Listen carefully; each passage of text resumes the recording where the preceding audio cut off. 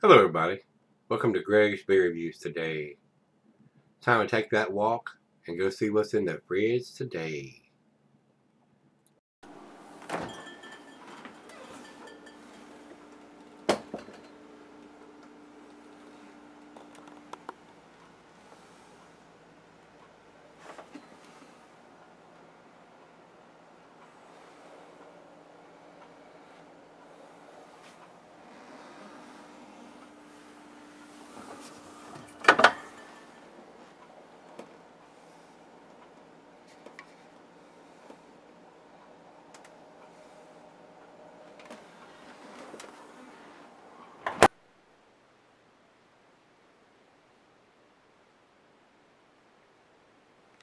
Hello everybody, welcome to Gregsbeerreviews today. Today's beer comes from Singlecut Beersmiths. These guys are up in New York. This is their double dry hopped Is This the Real Life IPA. Guys, I did the regular version of this a while back that Rico had sent me, I think. And this is the double dry hop version of that. So we'll see what this brings to the table. I thought the other one was pretty tasty. This is only a 7.2% alcohol beer, but it's 116 IBUs. That's off the chain bitterness for this, so I'm kind of concerned this is going to be a big bitter beer. Those IBUs are for the triple IPAs. So I'm concerned this may not be a balanced beer. We shall see how well they've done this. To have that much IBUs is pretty unusual for a single IPA at 7.2% ABV. So, like I said, this was sent to me by Rico, and he writes, brewed with new age Pacific Northwest hop varietals as well as a bit of New Zealand, so it should have a little bit of spiciness there for that New Zealand hops. They don't say specifically what hops he used, but it may have a spicy character since the New Zealand hops were used. I agree. He said he picked it up last week and it was $21 for a 4-pack. Wow.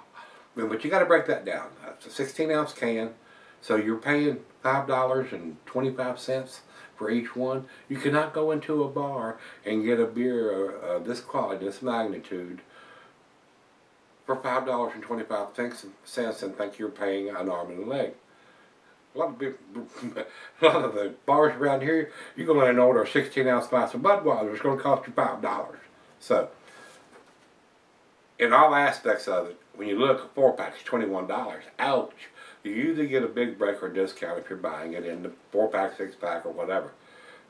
But this is a well-made beer, according to the what I've had from them before, and but to me that does seem a little pricey. And like I said, with 116 IBUs and being only 7.2%, I'm concerned it may not be a balanced beer. He says the date, ABV, and IBUs are all on the can, so we got all 3 bits of information that we need to make an educated purchase. And he tells me it was canned on October 10th of 2017, so it's right at a month old in the can. And like I said, I have reviewed the regular version of this, and this is the double dry hop version. So let's see what this brings to the table. I'm not going to go through the commercial description because basically it's saying the same thing I just read to you off of Rico's notes here. So let's do it. Let's get it on. We're going to pop the top on this and give it into the glass. See what we got.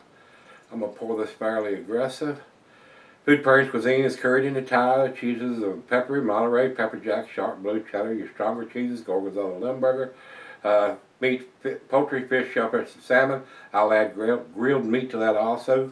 Glassware, pint, becker, nonic, tumbler, mug, Stein, Seidel. I'm using my favorite tulip glass and not recommended for extended showers. About a finger of head on that pour. Very cloudy beer. Very reminiscent of what an unfiltered beer looks like. They're not claiming it to be a New England style, but it looks pretty close. Looks just as close as the one from Siegmeister we did yesterday. So, and I haven't got the bottom end of the can in, but there is no floaties or any junk in the trunk on this one floating around. And I had a problem with that yesterday. And like I said, it's probably nothing that's going to hurt you. I just don't care for it. It's just me. It's just my opinion. It's just my personal preferences. You may say, "Oh my God, I'm drink it," and the other half didn't have a problem with it. I took it out and she drank it right up. So I mean, I just don't like it. I just don't care for it. Just me. That's just my quirkiness. So let's get a nose to it. Nice citrusy notes. Alcohol seems to be very well hidden. Not getting into that on the nose anyway. Hints of pine. And a little bit of blood oranges or tangerines in there. Smells pretty good. It's not super up in your face hoppy. But it does have very nice citrusy notes. Not smelling any of that New Zealand spiciness, but I might get it on the taste. But I am getting a nice orange presence to it. Nice citrusy orange presence. Let's dive in. Cheers, everybody. Cheers, Rico.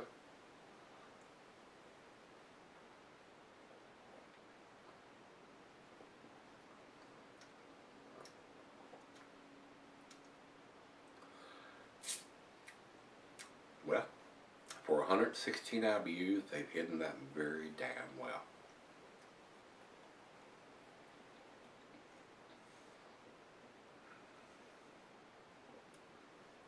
It does not drink like 116 IBUs, guys. And a lot of times those IBUs numbers, while a lot of the brewers don't put that on there because it's misleading. I personally think the one we did yesterday from Ziegmeister with 70 IBUs was more bitter than what I'm getting on this one at 116 IBUs. So that tells me they've used a little bit of more sweet malt to balance out that much bitterness. So it's all relevant to how the beer was done. Whether it's going to be super bitter, like I said, I was expecting this to be super bitter to 116 IBUs. And I personally don't think it's as bitter as the one we did yesterday with 70. So, nicely done. Very nicely done. Excellent lacing. It's hard to leave it on the glass. Let's get the back end of this in there before I go off camera. See if we get any floaties or junk. And there's a little bit of syrupiness coming out of there. But I didn't see any big particulates coming out of there. I do think it clouded it up just a hair more. But like I said, I don't see anything floating around in it. So, just a slight hint of some settling in the can. Not the bright orange juice color, but it is pretty damn close. It does look like a New England style beer. I will say that. So, one more sip before I go off camera.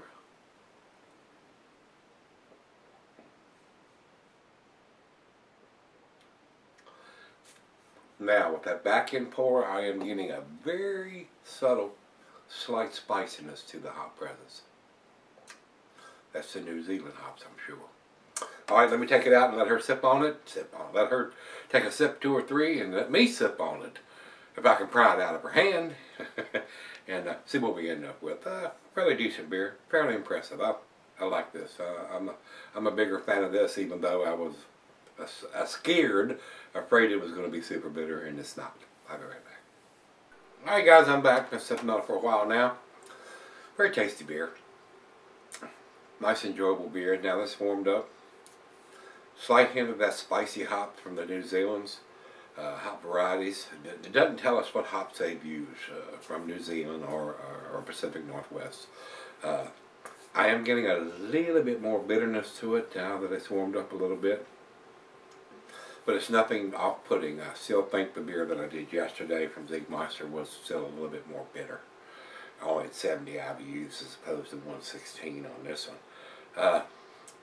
Tasty beer. I would probably buy this beer if I could get it here if it wasn't so pricey. Don't think my pocketbook could afford $21 for 4 of these. Even though, relatively speaking, like I said, if you go to a bar, you're going to pay that, but you're paying for overhead, lights, atmosphere, employees, rent, all that rest of that stuff. But for something you're going to buy and take home, $5 1/4 a pop is kind of pricey. I don't have them kind of deep pockets, so I appreciate Rico spending his hard-earned money on this. Let me give it a whirl. It is very tasty. So let's do the final chug here, guys. Very nice hop presence. It really is double dry hopped. I'm just a little disappointed on what I'm getting. It doesn't have that big mango, pineapple, all that up in your face hop presence that the New England style beers are noted for, and the Pacific Northwest beers can produce. Hops can produce. So it's good beer, but I don't think it's world class or outstanding. Final joke.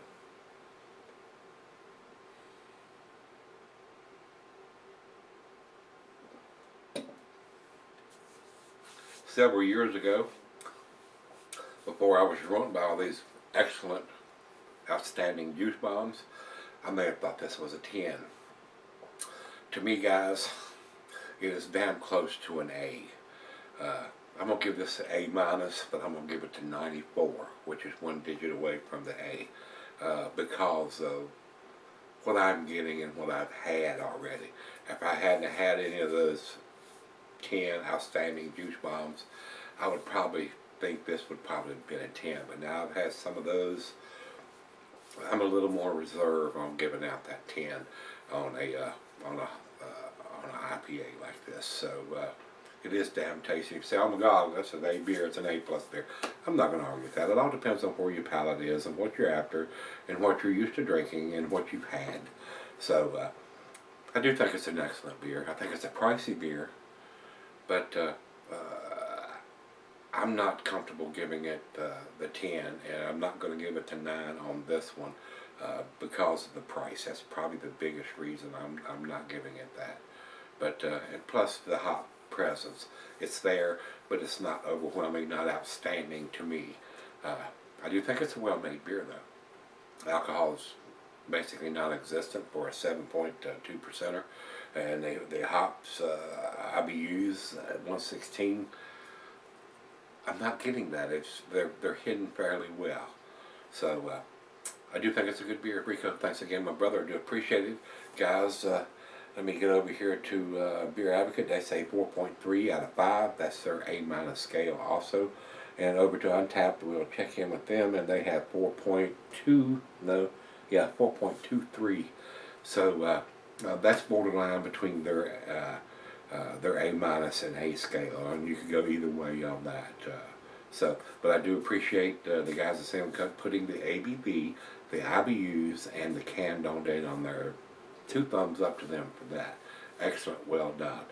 So just a little reserve on my grade on this one, since I'm getting so many beers that are sent to me from Treehouse and Trillium, and a lot of other breweries around the country are doing these New England styles that are just top notch, super up in your face hop aroma, nice balanced beers.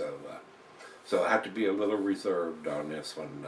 Like I said, it's kicking the door down on the A, but I'm giving it to 94. 94, that's a good grade.